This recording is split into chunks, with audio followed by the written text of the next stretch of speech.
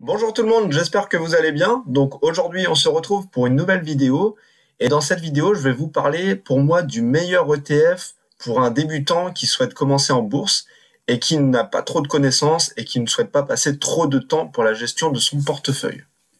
Les ETF sont des instruments financiers destinés à répliquer fidèlement les variations d'un indice, à la hausse comme à la baisse. Avec ces fonds, on peut suivre presque tous les indices des principales places financières de la planète. Parmi les indices, on trouve les ETF actions et sectoriels.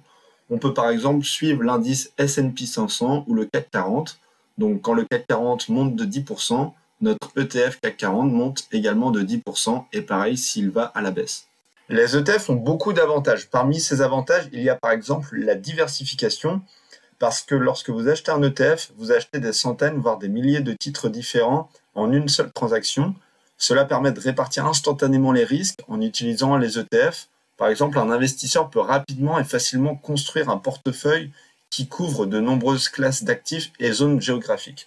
Aujourd'hui, par exemple, je vais vous présenter un ETF monde afin d'être super diversifié et commencer très facilement en bourse. Ce qui est très bien aussi, c'est que l'investissement en ETF est très accessible. Vous pouvez commencer avec des montants très bas et investir petit à petit pour faire grossir votre portefeuille à long terme.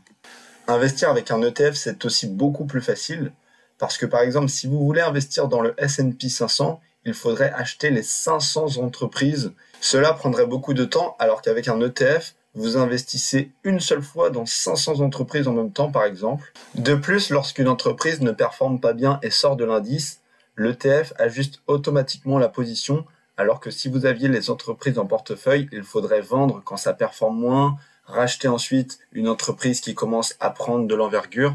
Donc ça serait vraiment beaucoup plus de travail et un suivi très très pointilleux.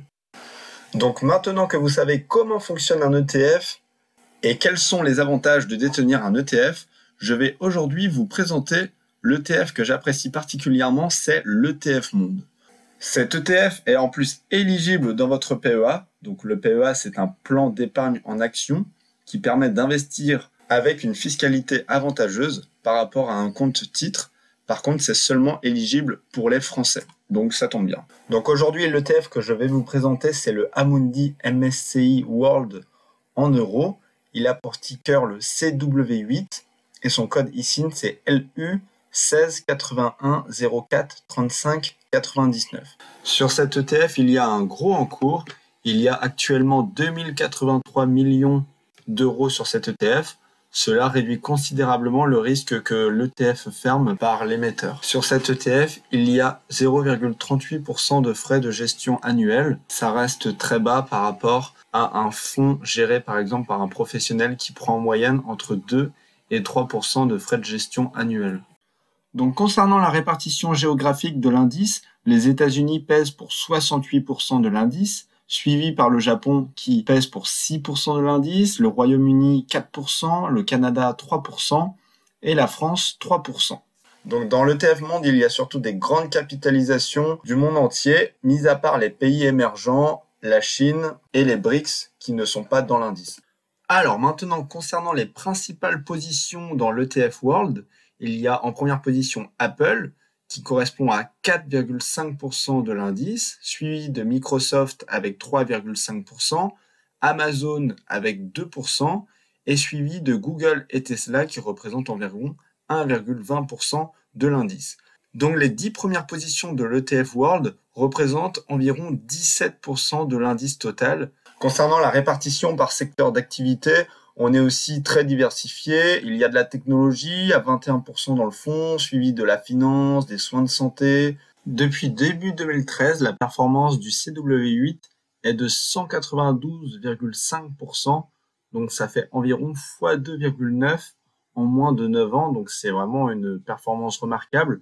C'est pas sûr que la performance continuera dans ce sens, mais la performance moyenne à long terme est de 8% par an, donc ça reste super intéressant pour un investissement très long terme. Donc actuellement, pour acheter une part d'ETF CW8, il faut 387 €. Donc si vous avez un plus petit portefeuille et que vous souhaitez investir tous les mois un peu moins que 380 €, vous pouvez toujours acheter l'ETF Monde de Lyxor, qui est exactement pareil, qui a par contre un petit peu moins d'encours, mais chaque part est à 23 euros. Donc c'est beaucoup plus intéressant si vous voulez investir tous les mois 50 euros, 100 euros ou un petit peu plus pour continuer d'investir progressivement dans un ETF monde sans devoir attendre à chaque fois d'avoir presque 400 euros. Donc pour conclure, investir dans un ETF monde est très intéressant afin d'être très vite diversifié, de pouvoir investir petit à petit chaque mois et surtout de prendre juste 5 minutes par mois pour investir sans devoir analyser chaque société, choisir laquelle devrait performer, laquelle devrait moins performer. Donc c'est vraiment très bien pour les débutants comme pour les plus expérimentés, car à très long terme, investir de façon passive vous permettra de battre la plupart des investisseurs et même la plupart des fonds gérés par des professionnels.